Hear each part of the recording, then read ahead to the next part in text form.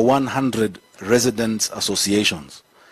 So sitting before you here are chairmen and people representing both professional bodies and residents associations across Nairobi.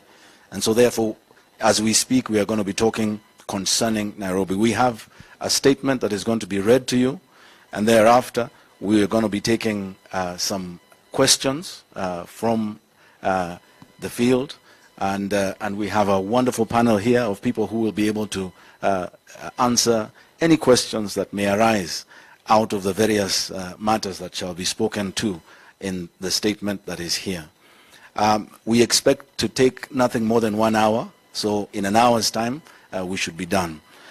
So once again, I warmly welcome you, and I want to hand over now to Florence Nyole, who is going to read for us our statement, our joint statement. It's a statement that is concerning this matter. Please welcome Florence. Thank you very much, David, for this opportunity. Good morning once more. Good morning. Good morning. I believe we should be excited that we are able to express our freedom of speech and talk about our city with passion. As you've heard, my name is Florence Nyole. I'm an architect, and I serve as the president of the Architectural Association of Kenya, and we're happy to be here together with a number of organizations, both from the professional side and from residents associations. And we'll be reading our statement. That's my job. Maybe I shouldn't say much further than that. So on this day, 27th of March 2024, we want to issue a press statement on a joint position regarding the Governor Johnson Sakaja's declaration on removal of height restrictions in Nairobi.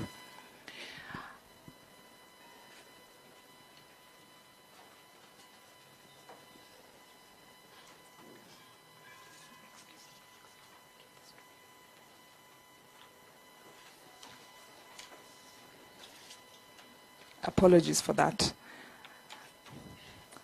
Take two. Our joint position on Governor Johnson Sakaja's declaration on removal of height restrictions in Nairobi. As professional bodies in the built environment and residents associations within Nairobi, we wish to express our reservations to the recent public declaration made by Nairobi City County Governor Johnson Sakaja concerning the rezoning of some areas and the elimination of height restrictions on buildings within Nairobi County.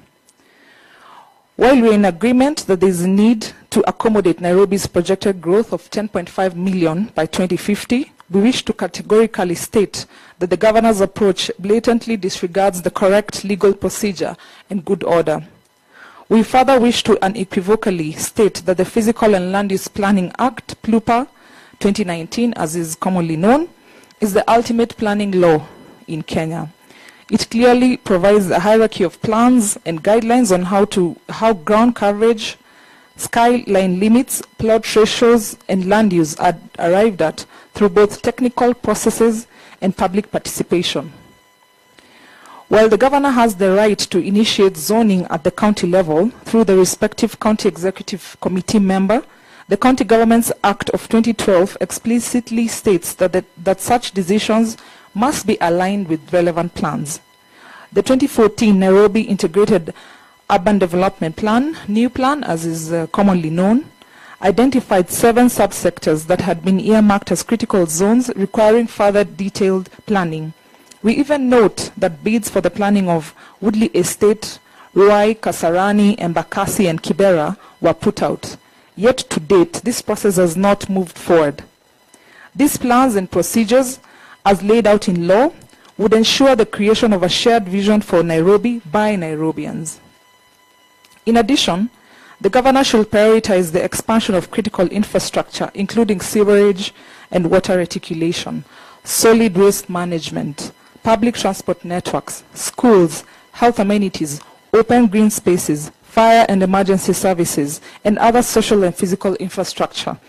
Nairobians are currently suffering under the unmitigated weight of unplanned developments.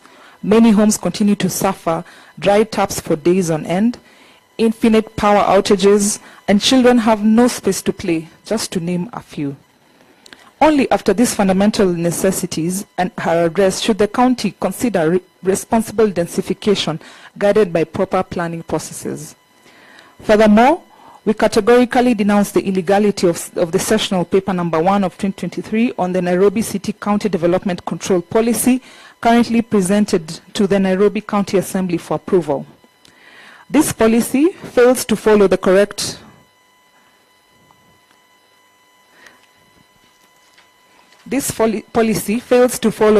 procedure as outlined in the law. Development control should be guided by physical land use plans, and since the new plan is yet to be implemented and neighborhood local physical development plans are non-existent, the county should prioritize the formulation and implementation of these plans. Only then should the formulation of a development control framework in harmony with national and regional development plans be considered. The recent flooding, gas explosions in residential areas, sewer bursts, worsening traffic congestion, limited to no water provision, constant electricity outages, and rampant insecurity in Nairobi are clear indicators of the dire consequences of unplanned and haphazard development. Proper planning is the only solution to managing the chaos we are currently witnessing in Nairobi. There are a myriad of denser and more popular cities that run more efficiently than Nairobi across the world, with the quality of life that we all aspire to due to well thought out urban planning and design. We call upon Governor Sakaja and the County Department of Lands, Housing and Urban Development to follow due process and deliver their promise to Nairobians to accord Kenya's capital its due dignity by facilitating the development and implementation of local physical development plans at all levels, and having a shared vision with those who elected them by pursuing infrastructure-led development. The residents of Nairobi, built environment professional bodies, and the private sector at large stand ready to engage with the county government of Nairobi and offer expertise and support to ensure that the city's growth is orderly, sustainable, and in compliance with the relevant laws and regulations for an improved quality of life for all Nairobians. Yours faithfully, and I will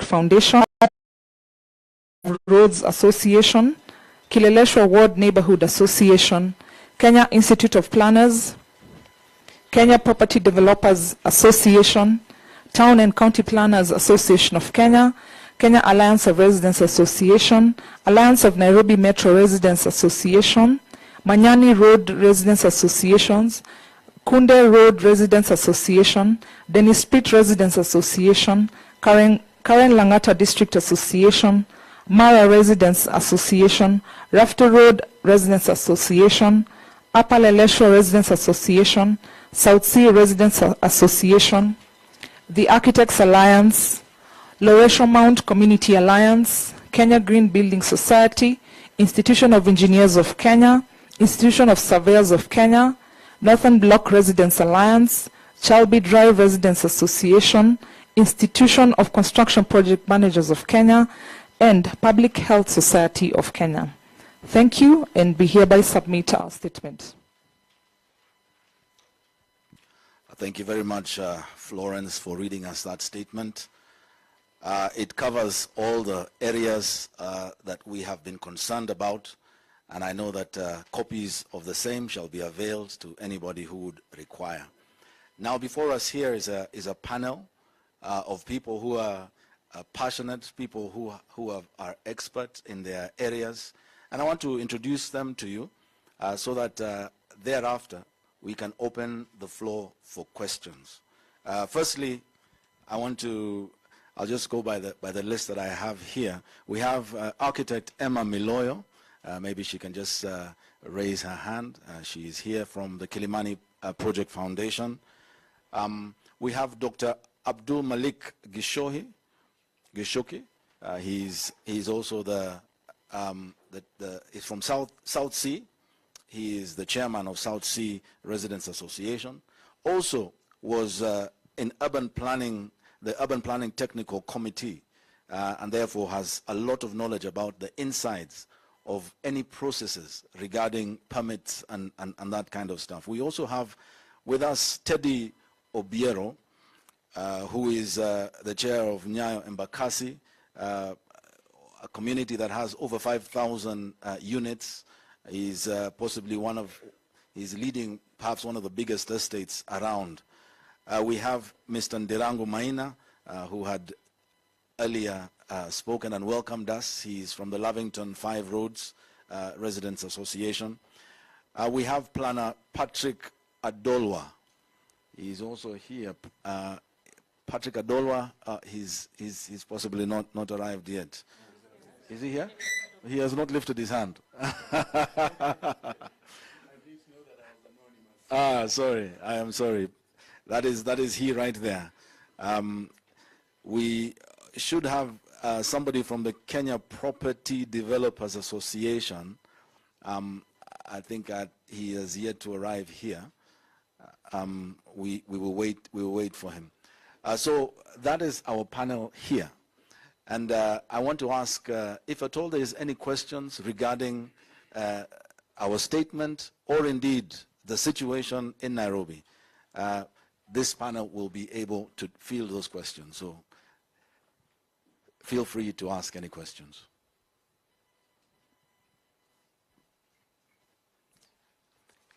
Yes, please. Could we get a mic down there to that gentleman? Maybe you just give us your name and where you come from, and then we'll take your question.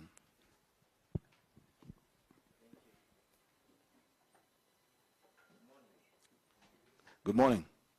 My name is Joseph from Inoro TV, Royal Media Services. Maybe for Kikuyu stations, is there someone who can give us a brief for Kikuyu stations, kindly?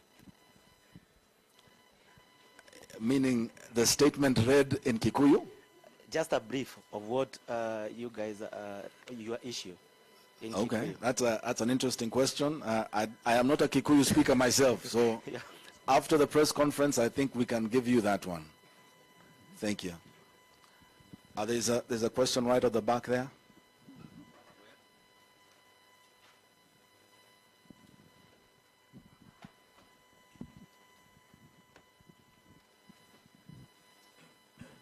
Thank you. Hello, sir.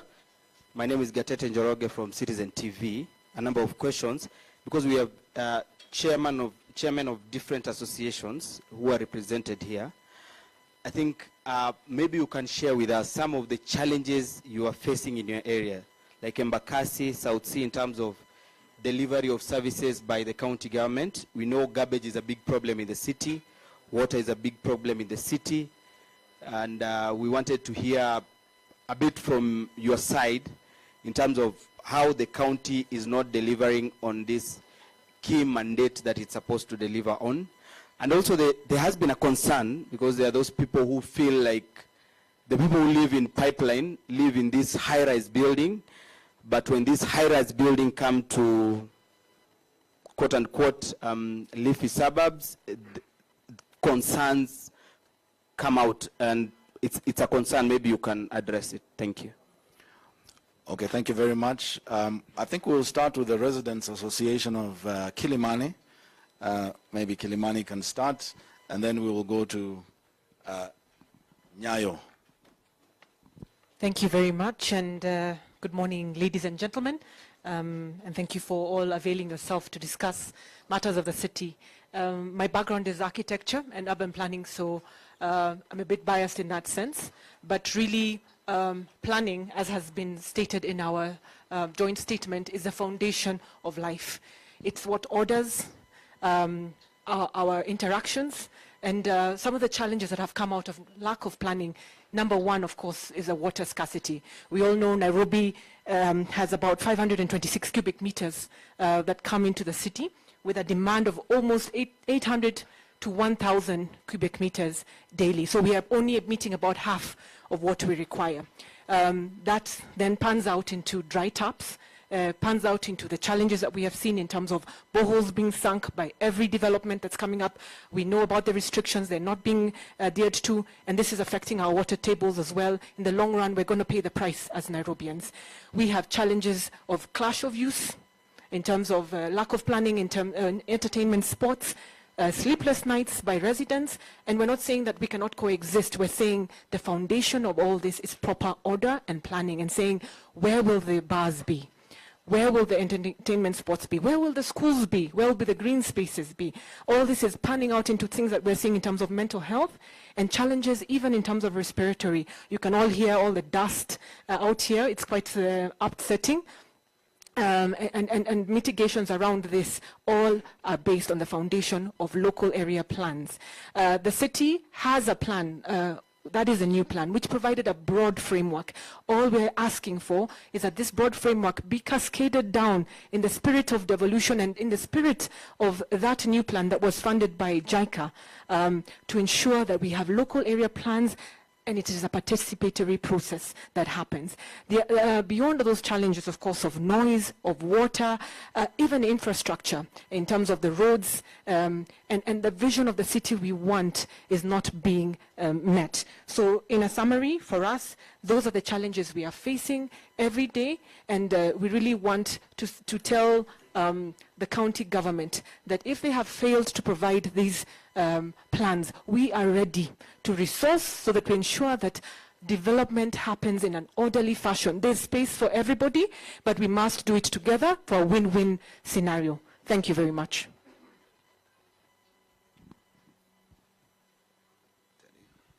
Good morning again, everyone. I come from Embakasi, one of the most densely populated regions in Nairobi. Embakasi ward specifically is the most densely populated ward in the entire country, with the last election about 58,000 registered voters. That is way bigger than Marsabit as a county. Now, pipeline is right next to us. There is an outer ring road that separates us. And someone, Gatede, you've mentioned pipeline. Pipeline is a disaster. And why should we have to, copy-paste pipeline now to Kilimani, Kilelesho, and everywhere else? So can we stop the mess at pipeline and see what we can do? We've got a law that restricts construction in the pipeline area, Tarsia, to about 4 stories, I think 3 stories. Beyond that, I think you'd actually need an elevator. Pipeline has got about 9 stories. No elevator, no nothing. No open spaces, no green spaces, and no sewer lines in the entire pipeline. The wider Embakasi today, I live in Nyayo. I'm the chair for Nyayo. And the wider Eastlands, basically. I will tell you, an estate like Feather Estate, the last time they saw piped water coming through their taps is probably 3-4 months ago, or more or less. Nyayo Estate has got 30,000 residents. We receive water twice a week, about 6 million liters for 30,000 residents. If you do the maths, that's about 120 liters per resident per week. And you're supposed to use that to wash, cook, and everything. It's not possible, people.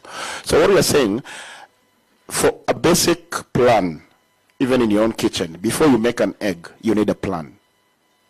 You need to have fire, you need to have your oil, you need to have your pan and everything ready. Nairobi is talking about 20, actually the governor, not even Nairobi, the governor is talking about 2050, the population will increase to 10.5 million. And now his solution to this is to start going to 25 stories in 2024.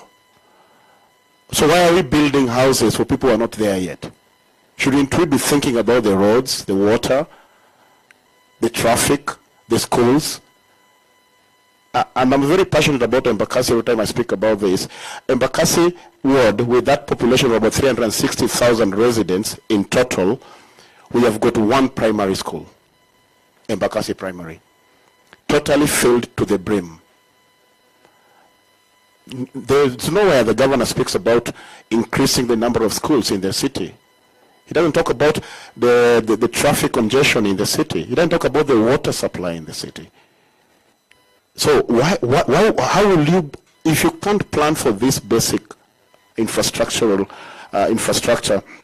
how will we trust you after the 25 stories have been approved, let's say there are 1,000 of them within the city, Now you will start thinking about how their sewer will leave their houses.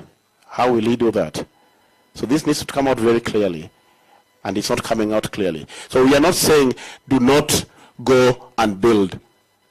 Thank you so much, Governor, for showing us the projection. But what are you doing about it so far? That is the question. All right. I can see Daktari there has an additional that he would want to add.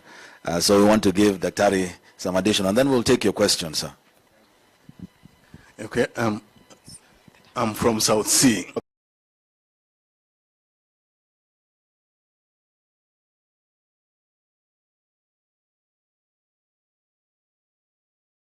Basic problem is the unplanned development. So when we are accused of being anti-development, my response is we are just against environmental terrorism, because that's what those people are. They are terrorists. You find no law is being obeyed. First of all, the approvals are not based on any law. Second, the construction is not according to the approvals. The last time the inspectorate guys tried to get into a site in South Sea, they had broken skulls and legs. And the county government said they have been overpowered by the developers. I've never heard anywhere in the world where a government is overpowered by people who are breaking the law. So I think we need some seriousness in City Hall. First of all, like my colleagues said, we need proper plans done, and then follow those plans and ensure that construction is according to those plans. We are not against 10 stories, 15 stories, 100 stories. They are done elsewhere in the world.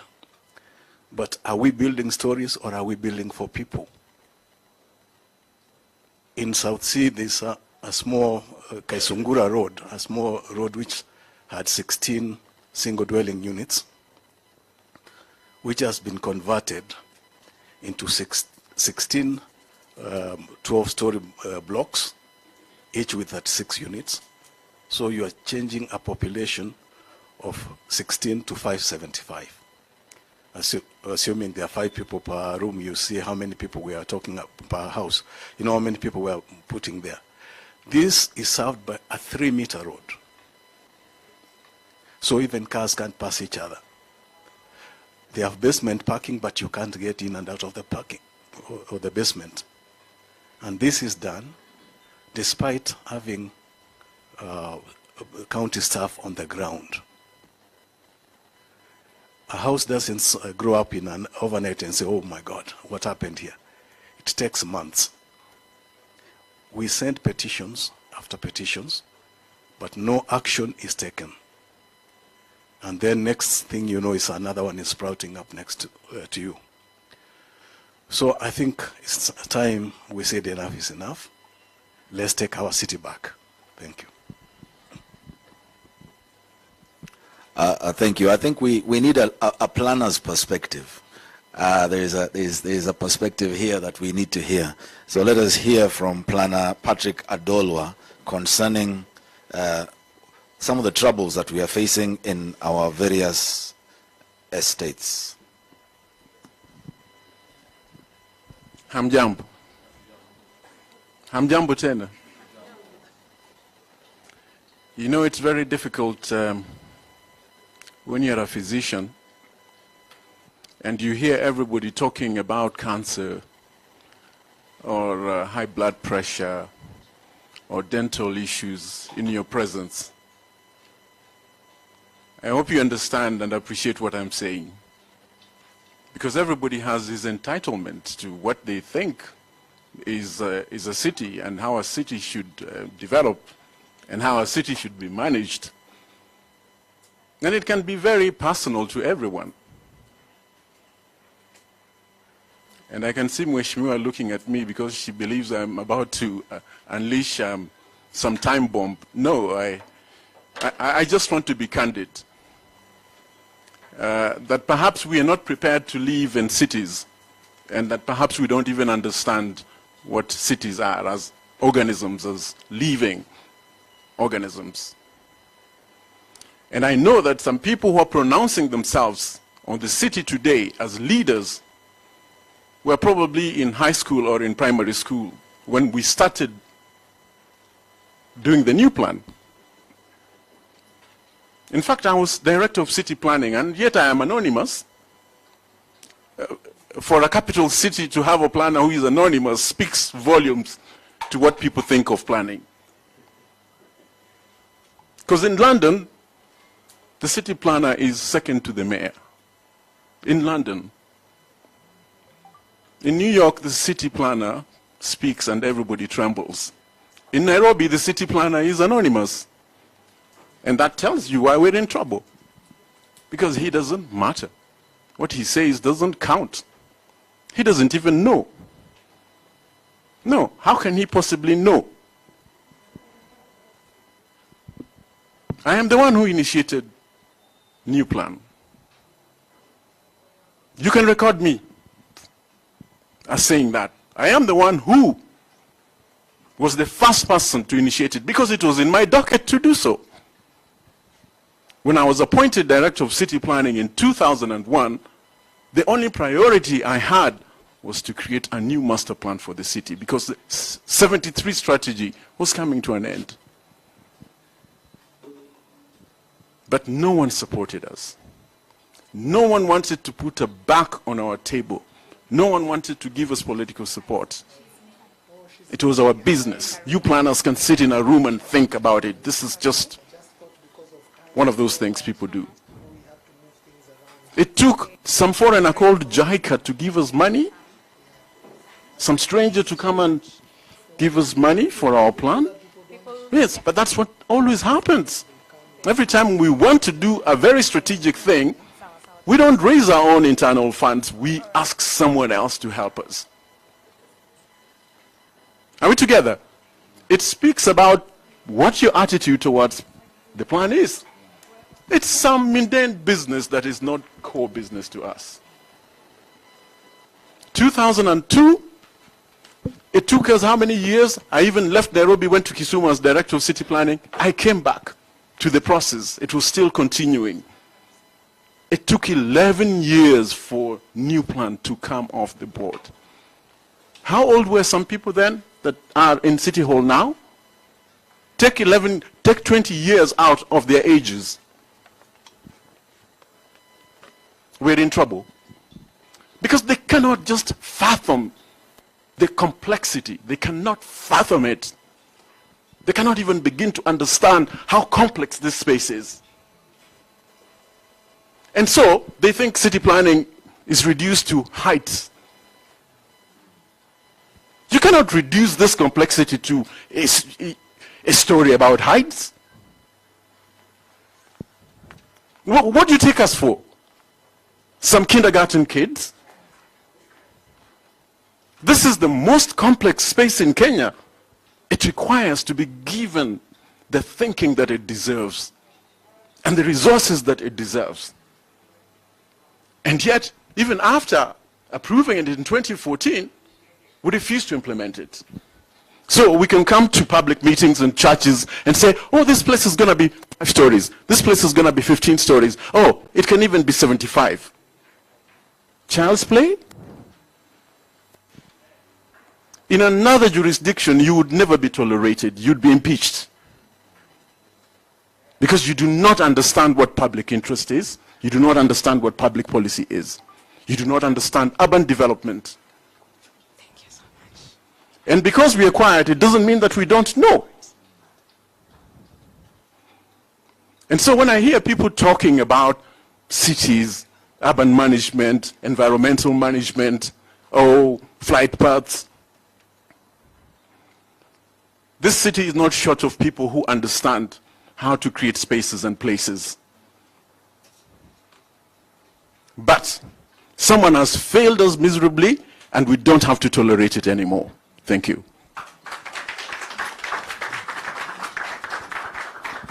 I think you can see the level of anger that is in the room, and I don't think it is only in this room. I think it is around the city. Can we have that gentleman ask his question now? Yeah. Good morning, everyone. Morning. My name is Eric Odipo. I live along Kabasiran in Lovington. I don't think we fit anywhere in the associations that I've heard about, but I bumped into this thing last night and I thought it's a good thing to come. In our location, every couple of days or weeks, there's a notice about a development that is coming up. It's happening a lot. We see it. There's one currently that we understand might be a petrol station or something like that, which we don't really need. What is your advice to us? What should we do in a case like this where we have an interest and we're not happy with the development that we understand is coming? Okay, thank you very much. We will allow our Lovington 5 Roads chairman to take that. Thank you, Eric. We're your neighbors, and I think the petrol station proposal you are talking about is the one on Convent Drive, just before the bridge and the river. And it's a ridiculous application. Can you imagine this? A petrol station in a residential area next to a river. Next to a river. You've got underground tanks with fuels. If they were to leak, that would go directly to the river. The risks involved. We saw what happened at Mradi. So they put up this notice, change of user from residential to petrol station and commercial, because as you know nowadays, there is no petrol station that doesn't come with a mini shopping mall. So it's a mall as well. It's a mall as well. We mobilized objections because fortunately they put the objections, and we didn't hear anything. We got responses from the county government about 2 months later. Then we thought that matter, they said we have not received the applications yet. And we're actively chasing it at the county government. Then we thought that matter had died, just to see a classified advertisement in one of the newspapers. The same application, petrol station, is dropped. Now it says commercial center, shops and offices. And that's what is now being considered, but we have mobilized the whole neighborhood and we have rejected. So to answer your question, Eric, more directly, the first thing is residents need to be aware and they need to safeguard their areas. And they must insist that the law is followed in terms of the change of user process. And let's not ignore that notice that says raise objections if you have any. Now, that process, as we all know, requires public participation. So by law, and in fact by constitution, public participation is a right. They're supposed to come and convene a meeting and say, this is what we're trying to do as the neighborhood, what do you think? Now, we know 3 things that happen. 1, sometimes it doesn't happen at all, that public participation, which is breaking the law. 2nd, the people who participate are not people from the neighborhood. That's again another problem we are facing. But 3rd, which I think is the worst crime happening in Nairobi today, public participation is created as a sham. People come in a room, you have 100% objection from a neighborhood. 2 weeks later, you find excavators. So what is the point of consulting the neighborhoods if their opinion does not count? It's the opinion of one planner sitting at the city hall. So, you know, public participation is one person. You know, there's a slogan, a new slogan, which is a campaign slogan for the county that says, lazima iwak. So I think there was somebody who had a sense of humor, because you see, laughter, if you use alphabets to write it, is ha ha ha ha, so H-A. So if you put H-A before iwak, it says haiwak. So Nairobi haiwak. Okay, another question from this gentleman And the spectacles, that's you? Yeah. There is a microphone. Hello. Hello. My name is Vincent Ngede. I write about urban affairs. Hi, Emma. I've been following this issue for a while. I recently attended a meeting at Raptor Road before they launched their association. And the thing that struck me about what happened during that meeting was all these consultants, the traffic consultants, the water consultants, they would come there and they would talk and they would give highly technical information, basically orally. You would think they would present and illustrate and show things, but they just talk. That's what really struck me. But the question that I think I have been itching to ask for a long time is that all these things we're seeing, I think we can all agree, are the culmination of dysfunction that has gone on for a long time. And so getting to the systemic issues that get us here, I want to highlight just one. I think the gentleman in the corner talked about being a member of the technical committee. And I want to ask if maybe we should get rid of the technical committee. And the reason I'm proposing that is because there is no transparency about it. We don't know how they decide. We don't know if they vote yes or no. We don't know if the members of the technical committee have their own planning, engineering consultancies bringing projects forward. We don't know if there is a conflict of interest and whether they have to recuse themselves or not. That, I think, is at the heart of the problem. We don't know who decides and how they decide. And I think that what distinguishes the countries where planning works, in addition to what Planner Patadolwa said, is that the decisions have to be made in public. They are made in public. People come in a public place like this, whether it's the city councillors or the members, they are seated like this, and they vote. Everyone sees yes, no, yes, no, yes, no. And I think that secrecy is at the heart of our problem. And I want to ask, especially for you who's on the committee, whether you agree with me, because if approvals are being given without procedure, the problem is we don't know how they're being given, and can we insist that they be done in an open way? That's what I wanted to ask. Thank you very much, Vincent. I think we have the right man to answer your question right here. He is obviously part of the technical committee, or was part of the technical committee. He is no longer there, but he can tell us. Yeah, thanks very much for the question. Yes, I've sat in the planning technical committee for the past year. And I can assure you that there are systems in place supposed to allow the processes to work.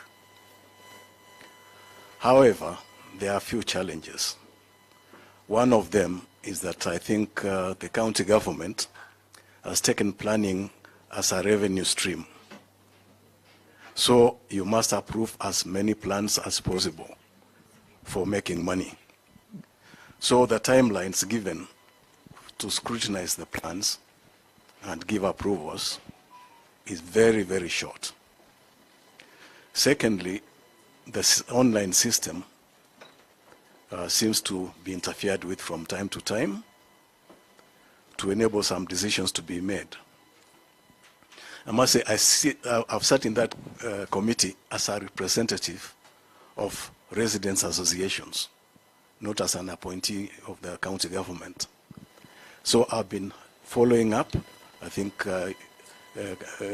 Karen can attest to this, that before every meeting, whenever there's anything which needs to be dealt with, I've always sent messages around saying, okay, this and this is out for approval, any objections, so that I can get feedback. We've been able to generally put back several applications because they were not regular through objections at the committee level. However, the approval system, the online approval system, has only one person capable of manipulating it. And it's in public domain that from time to time, somebody has put through approvals of applications which never went through the technical committee. So we have that problem. Secondly, we were only six members representing stakeholders, including the architects, association engineers, planners. The rest of about 30 members are staff, county staff members. So you can appreciate if there's any arm twisting at the local level, it will be done. The committee expired in November last year, and the governor was supposed to send out invitations to the stakeholders to send in representatives again, but that has not happened. However, I'm reliably informed that meetings are going on, approvals are being made without stakeholder representatives. Otherwise, if everybody sat down to do their job properly, the systems are in place to ensure that approvals get done properly. There's the issue of petitions, which somebody asked about. I discovered that when you send a petition to City Hall, they respond promptly, but they put it in the out tray. So if you don't go every day to check in the out tray to see whether you got a response, you will never know that they responded. But if you went to court, there's proof that they responded to you. So I hope one day we'll cure that mischief. We'll have another response also from Florence. She has also sat in that committee, so she can tell us a little, and then we will go to the county plan. All right, thank you. And I think it's very bold when somebody comes out clearly to state that there is a challenge with the technical committee.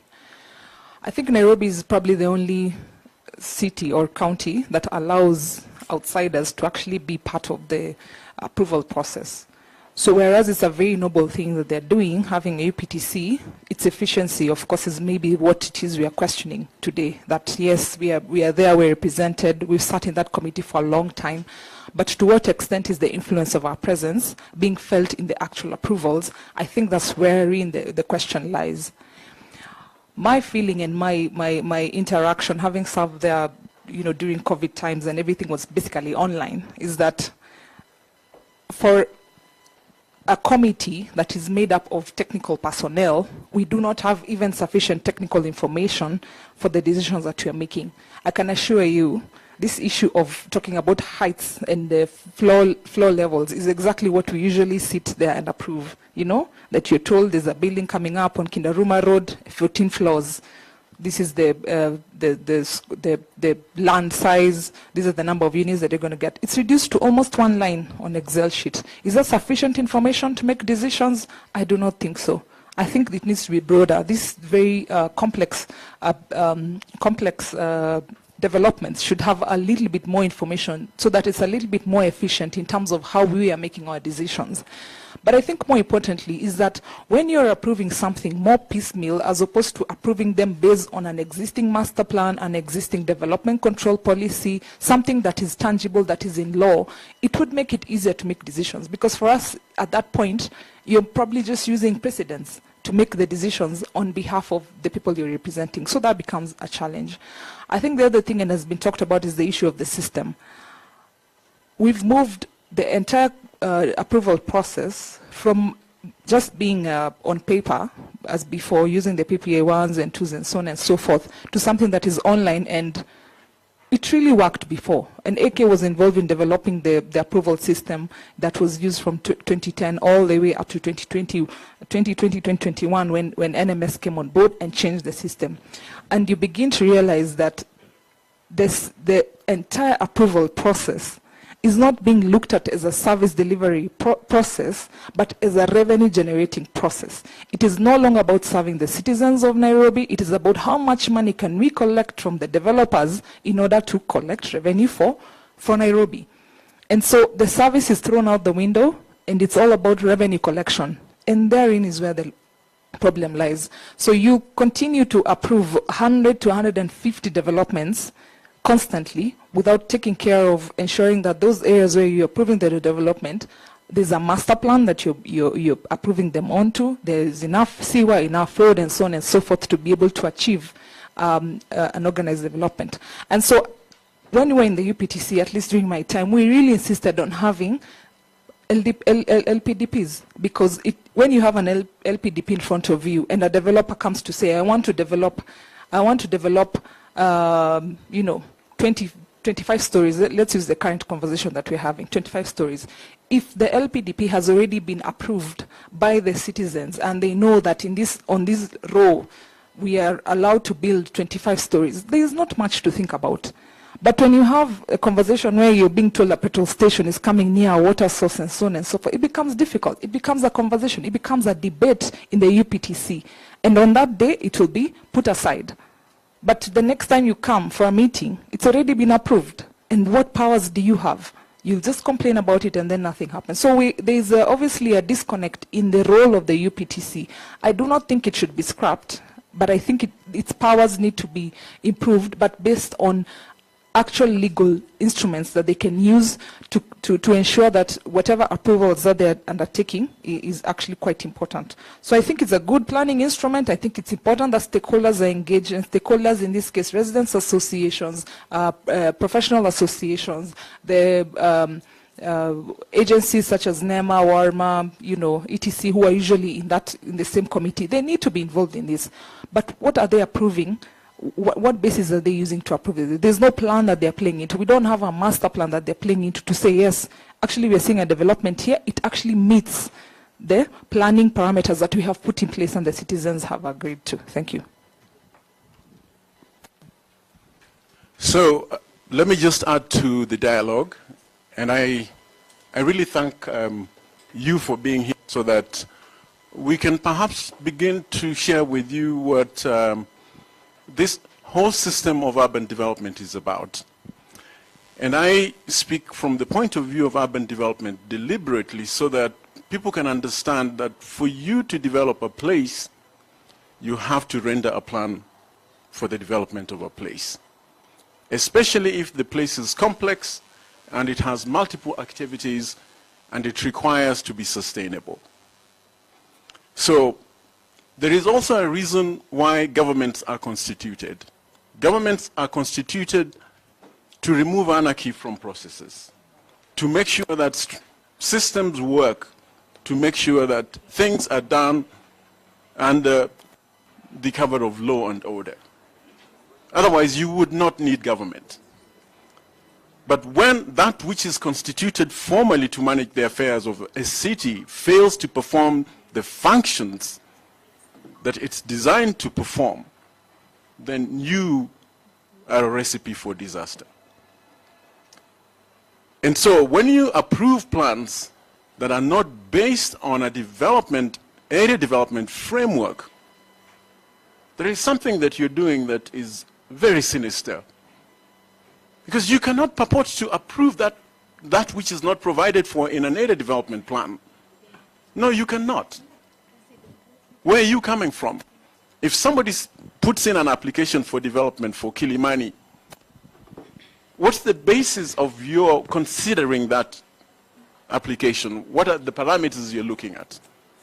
If you've got no set of development standards and policies for that particular area, then you have nothing. You have nothing to give to an application, to an applicant.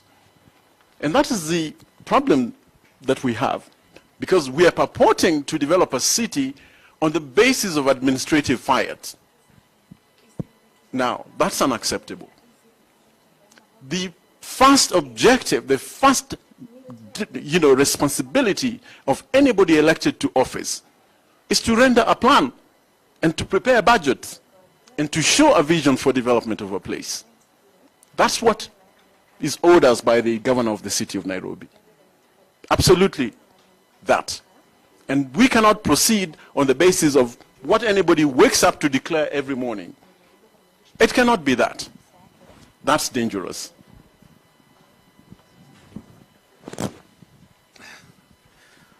Well, thank you. Yes, dear lady, you had asked, I get the mic over to her so that she can ask her question.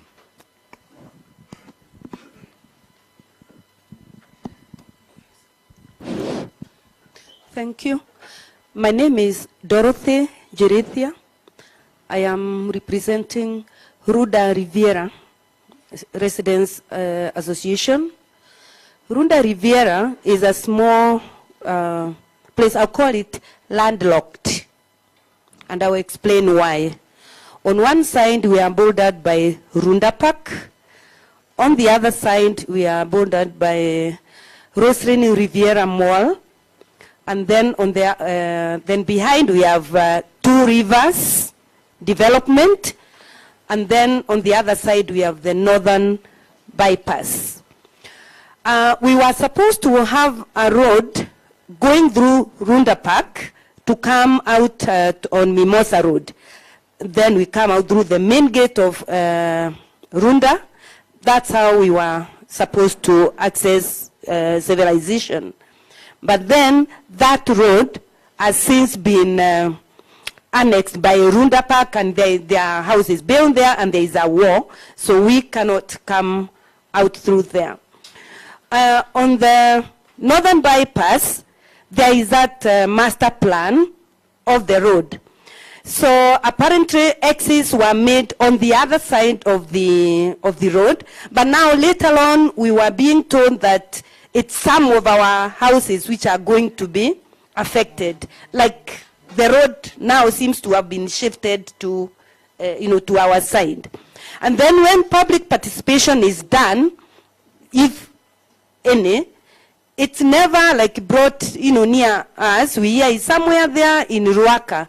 So Northern Bypass, the road came and hung somewhere, a small roundabout there in Ruaka. And then on the other side, our part is not done.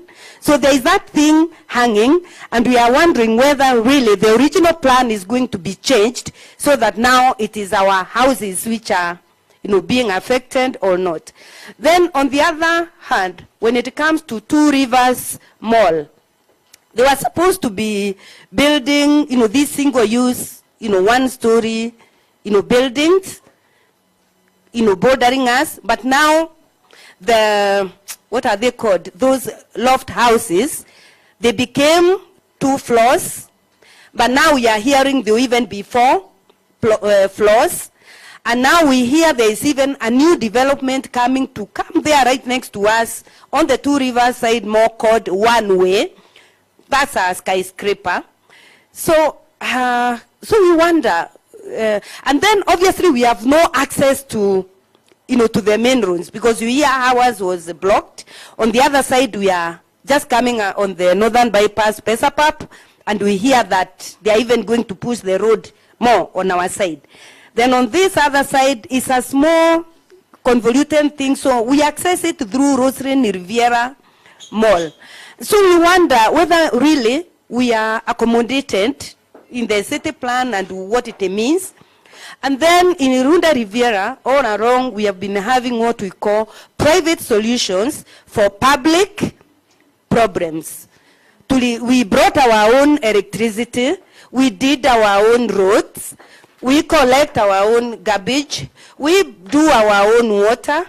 Yet when the rates go up for the City Council of Nairobi, it's double, it's affecting us. So we wonder really, where do we fit? Who are we? How is this going to happen? And then obviously there's even a big hotel which was approved right in the middle of our talk of public participation. When we learned about it, that public participation was happening somewhere in Big Five. And then there were people from Githogoro and whatever has, we were not like served, directly. Okay, we have since come to learn about it. We are accepted to live with it. But then there are those kind of, problems surrounding us. I don't know whether we have any hope of having, especially the access. And this issue of the northern bypass now, the extension being shifted to our side. So you planners tell us whether now those original master plans get changed to be taken to the people who don't have a big voice, and then what hope we have. Thank you. All right. Thank you very much. And you can hear her pain, huh? And I think that's the pain of all residents of Nairobi. I think someone asked about pipeline and whether it's okay for pipeline to. I can bet you if you went and asked, you'd hear the same passion in terms of what is wrong with pipeline. It should not be happening in pipeline. It should not be happening in Runda. And maybe just to address, what you're saying in terms of the core to when I heard you speak is that process of where is forward planning. A bypass comes. It had not thought about certain aspects of it, and this is what we are saying and addressing today and saying there must be order. In terms of historically, I think we all know, and just in terms of just letting everybody know, there was a 1948 sort of plan based sort of on the colonial city. In 1973, we had Planner Patrick talk about the other plan that we had, which was the Nairobi Metropolitan Growth Strategy. Then now came New Plan. New Plan, finally, after all the hard work, was published in 2014, but it has a 10-year expiry. So actually, ladies and gentlemen, New Plan expires this year. And nothing has come now to take that new plan and bring it down to Runda and Ruaka. Ruaka is one of the centers that was supposed to be planned for, and looking at the bigger picture of where is it large trunk lines, where are they running, where are the bypasses running. So your pain is actually the pain of not cascading down this big plan that was New Plan and bringing it down to the sub-centers. There were very many, and we had stated some of them, in terms of Woodley, in terms of Ruaka, in terms of Kibra. Kibra, there's been on and off because it's a sort of special area. We know some success stories, and I don't know whether there's someone from here from Mukuru, but Mukuru have managed to have a plan. And we're saying all citizens of Nairobi, whether they're in pipeline or whether they're in Runda, they deserve an area plan that is owned by them. And we're not saying we're going to stop people from developing. We're saying it's a joint vision by those who want to develop and those who live and those who play in those areas. Yeah. So in terms of answering you, I mean, I don't think any of us here are on Kenha or even work in the city, but what we hear you is your pain of these public participation processes that are happening without you who are actually feeling the pinch being part of the process. And we empathize with you. Thank you. Good morning. All right, thank you. Just before you say anything, we are nearing the end of our day today, so we're going to take 2 more questions. So from you, dear lady, and that other lady standing up there. Yeah, so kindly. All right, let's go. Okay. Good morning. My name is Ranjana from South Sea Residents Association and South Sea Ward, as they call it. My question is this. We have raised a statement today. We have raised millions of petitions. We have raised millions of concerns. We have attended so many public participations. This is Plan A, let's put it that way. What happens after this? What is the resolution? Would you expect Governor Sakaja to give you an answer on this? And after that, what happens? Mind you, we are representing our residents. We have to go back and tell them that this might happen or this might not happen. You have sat on the panels, you are professionals, some of us are professionals as well. But then now what is the resolution? We need to give a solution to this. We don't know how long this high-rises will last really, because none of them have any inspections. Before the government brought in devolution, we used to have inspectorates coming and inspecting the buildings. But the 35 high-story buildings in South Sea have never been inspected, and I can vouch for it. So my question is this, what is our solution ahead? We have neighborhood acts, we have so many acts, but there's no mandate on it. We as resident associations should have an approval coming from the body to the county to say, yes, we approve this plan or not. It should come from us.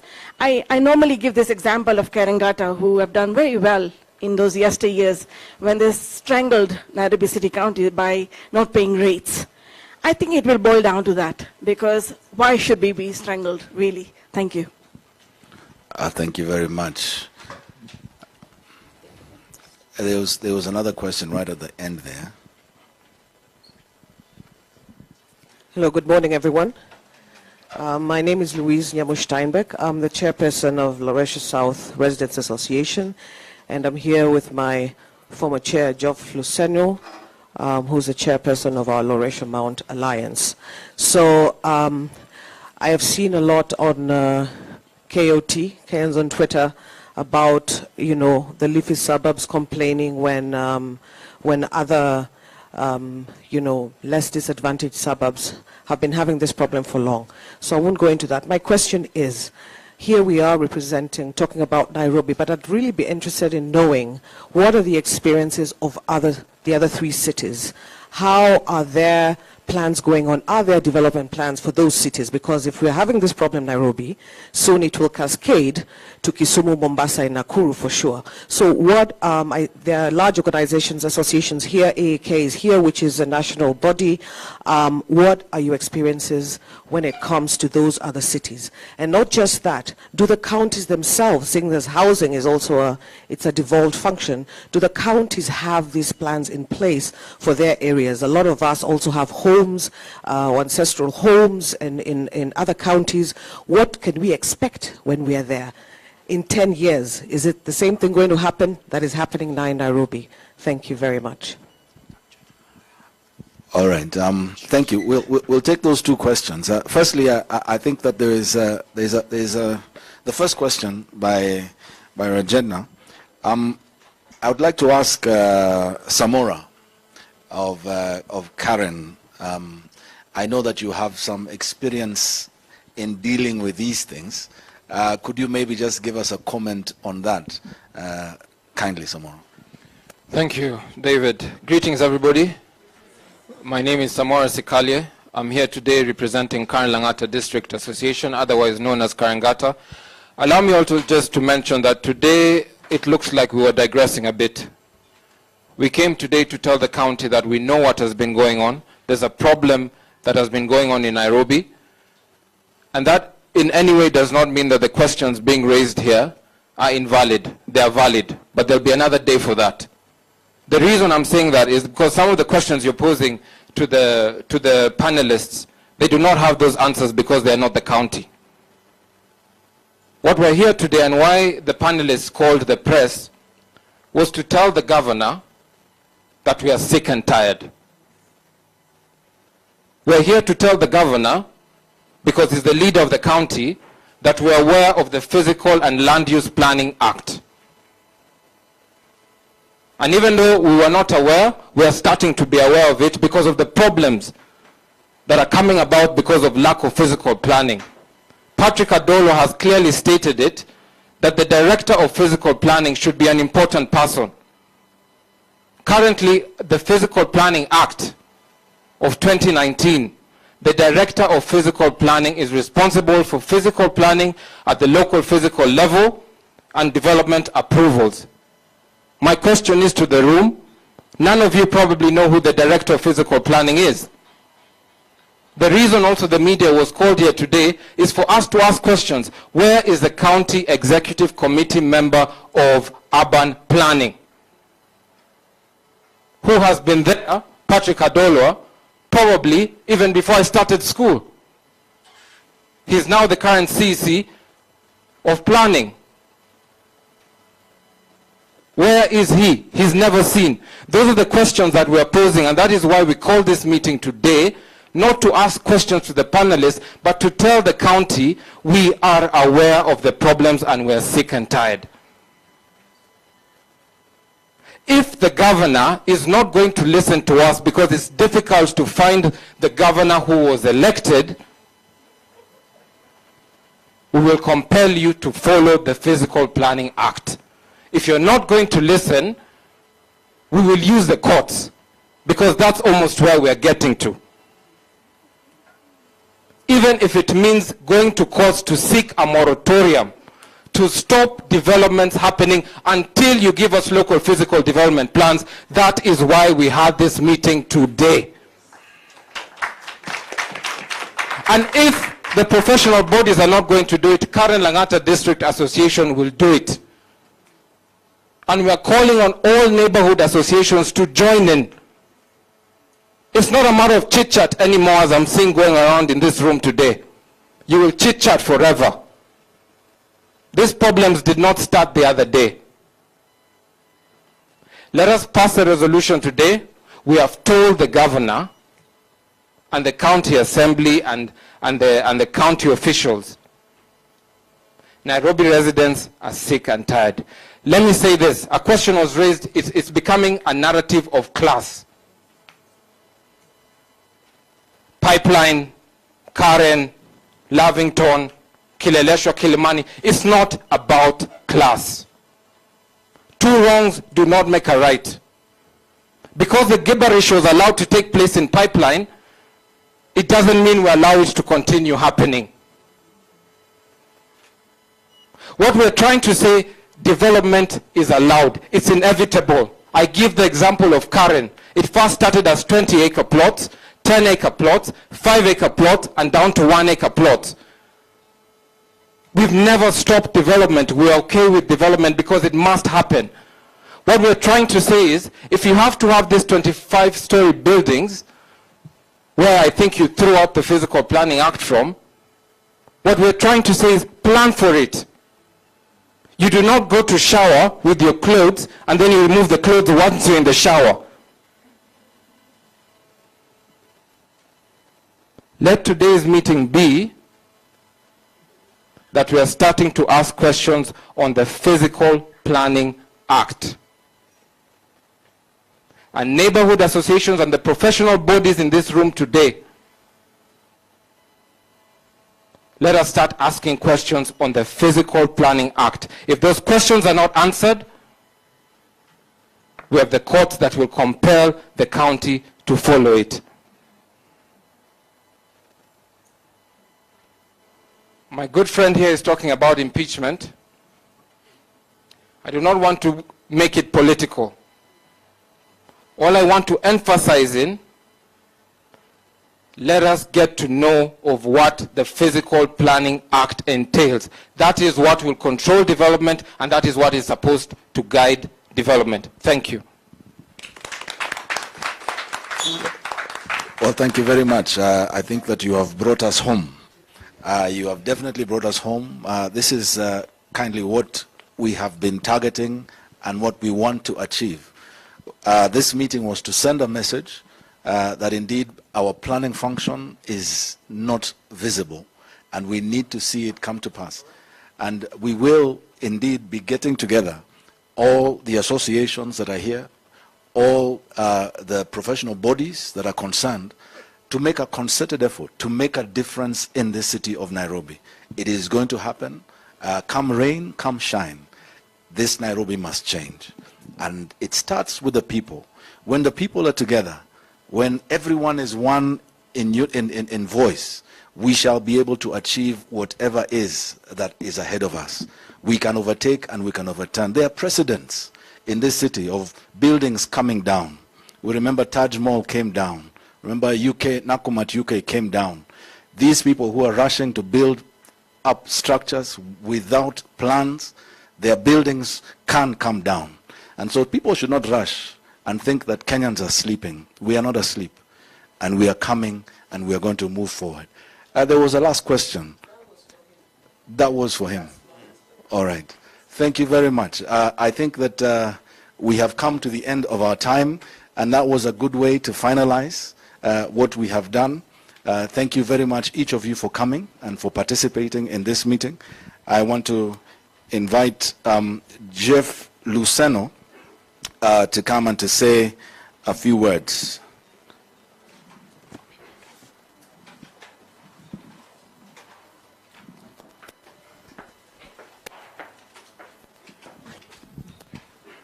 Good morning, everyone. As you've heard, my name is Jeff Luceno. I'm the Vice Chairman of Metro Alliance, I'm the chairman of Loresho Mount, which is a small assembly, a small alliance of residential communities in Loresho. And I'm a former chairman of Loresho South Residents Association. I would like to stress, for the benefit of any doubts, we as residential associations and professionals are not against development. We are not against progress. What our aim, objective, and prayer is to bring sense in that progress and forward movement. As it is right now, we are behaving as if there is no future, because our leaders are thinking of their bellies today and not the future of the city that we will give to the future leaders who are our children. We have been working at convening an entity, an apex body that will provide us all with a voice to speak as one. Essentially, if I use Mradi as an example, in the past, typically what has happened is that we have sat in our houses, watched on TV and said, oh, pole, wamekufa. But that should not be the case. The pain felt by the people of Mradi should be the pain felt by all of us. And if we speak together as one voice, we would prevent and avoid what happened in Mradi from happening in other places. I live in Loresho, which should be an upmarket area, but believe it or not, we have raw sewage flowing through the estate, which has been the case for the last 10 years. We have tried and tried and tried to get this resolved, but it has never been resolved. Recently, we were informed that there is a plan to change our zoning regulation from single dwelling to multiple dwelling and allow 7 floors. 7 floors where? There is no infrastructure. As it is, I'm saying that we have raw flowing sewage. And you want to give 7 floors on 250 properties. I mean, where is the sense in that? Here in this building where we are hosting this meeting, we have a borehole that isn't working. It's running dry because every property around us has got a borehole. Where is the planning in that? We have sewage that backs up into our basement. And if you look through the window, there are taller buildings than us. Where is the planning in that? So we are not against development. What we are saying is, can it be planned? Can it follow the law? So we are asking, after the presser, that those of you who have a moment to spare, please remain back. Let us introduce our vision. Let us inform you what we are doing. That will not form part of the press conference. So kindly bear with us for a few more minutes after the presser. Thank you.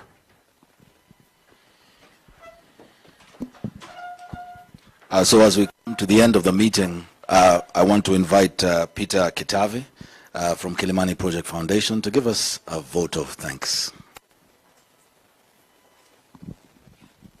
Good morning, everyone. I say again, good morning. I'm glad that you all gathered here today because we are all guilty for demanding an enhanced quality of life.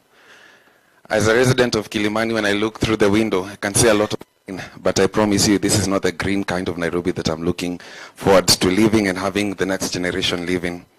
I have a very simple job, and that is to give a vote of thanks to the various entities that have made this convening possible. A huge shout out to Metro Alliance for being our gracious hosts for this morning.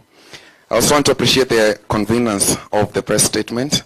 I'd like to appreciate the Architectural Association of Kenya, the Kilimani Project Foundation, Lovington 5 Roads Association, Kilelesho Ward Neighborhood Association. In the words of Simon Sinek, leadership is not about being in charge, it's about taking care of those in your charge. And in this, I'd like to extend my heartfelt gratitude to all the distinguished individuals and organizations who have graced us with their presence today for this joint statement. We also extend our gratitude to all the stakeholders, including the city planners, architects, developers, and community leaders who have contributed their expertise and insights to this important decision-making process. Your dedication to the betterment of Nairobi is truly commendable. Furthermore, we express our appreciation to the media representatives for their coverage of this significant announcement, helping us to ensure that the public is informed and engaged in discussions about the future of our city. In conclusion, I'd like us to urge us all to contribute and continue to work together to collaboratively work towards building a vibrant, inclusive, and sustainable Nairobi for generations to come. Your presence and support to underscore the importance of civic engagement and collective action in shaping the future of our communities is important. Thank you once again, everyone involved in invaluable contributions and commitment to the progress of Nairobi. Thank you. So thank you once again for coming. If at all you're here and you're a chairman of a residents association or some of the professional bodies, there is a signature that we want on the official document. If you just pass by the table and sign, we'll appreciate that. Thank you very much. Have a wonderful day.